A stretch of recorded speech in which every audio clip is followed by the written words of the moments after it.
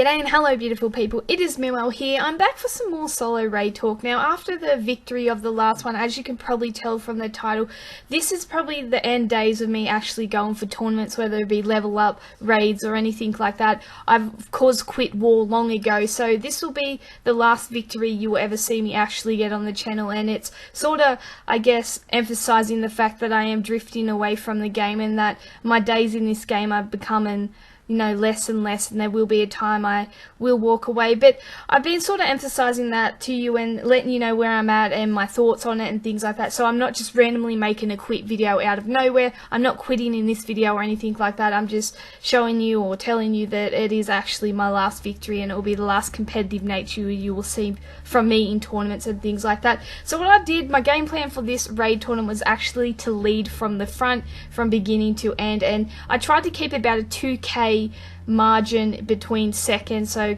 keep that 2k lead and see how it went, and it was good enough in the end. As you can see, I think this is last 4 hours I showed the leaderboard, and it was sort of people coming up in those last 4 hours trying to take places, so that's why I tried to keep such a healthy lead, so that even if they were coming up late in the end, they just weren't going to catch me, and I was still constantly raiding in the end to maintain that gap and things like that, and they just weren't able to catch me. So I think that's probably the best game technique when it comes to raids, is just to lead, play your cards, throw your hand out, play it, maximize it, and I guess have confidence in the amount of raid cans you have saved up. Sometimes you got to go hard from start to beginning, especially when it was such a short tournament. You just got to do that, and it worked for me.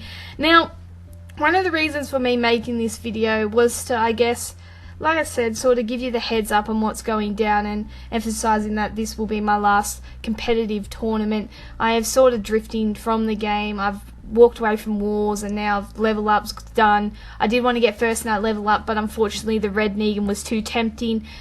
But the yellow Tyrese was 10 times better than Kane in this one, so it was easy for me to go for first place.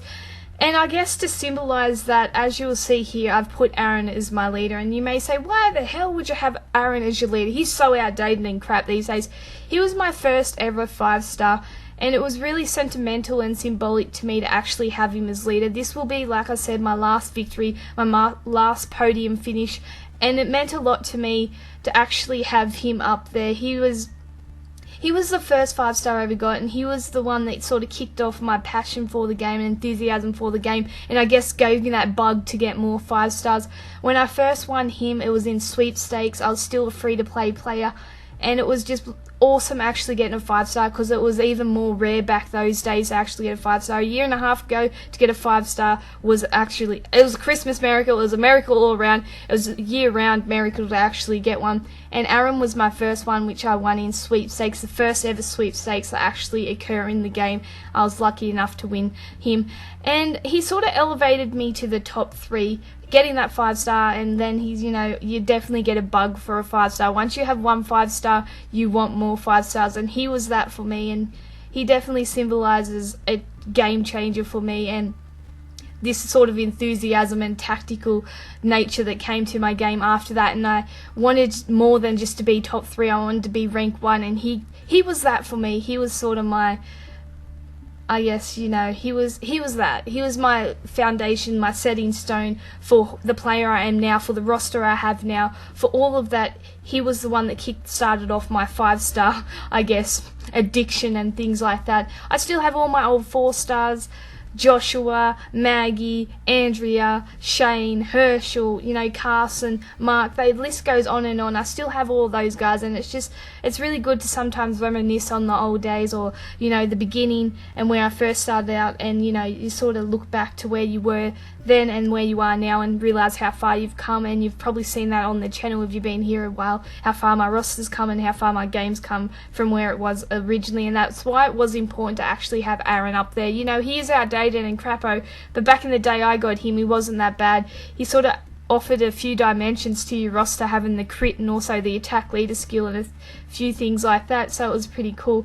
As you can see, just showing you the leaderboard here, I'm in a dead region, so it wasn't particularly high or wasn't particularly populated, there wasn't heaps of activity or anything like that, but it was a fight and you had to work for it. You definitely had to work for it. as you can see there, I tried to keep that margin. I definitely tried to keep that margin there until the end, and that's fortunately what got me the victory. I think was trying to keep that gap between first and second. Now, as you can see here, a lot has changed. A lot has changed since I first had Aaron as my leader, you know, on like 10,000, 20,000 rep, and now a lot higher. I think during that tournament I got about 3,700 worth of reps, so you do enough raid and the rep definitely starts to pour in. But it's really a nice thing for me to actually look at that and sort of see that. But like I said, that will be my final tournament.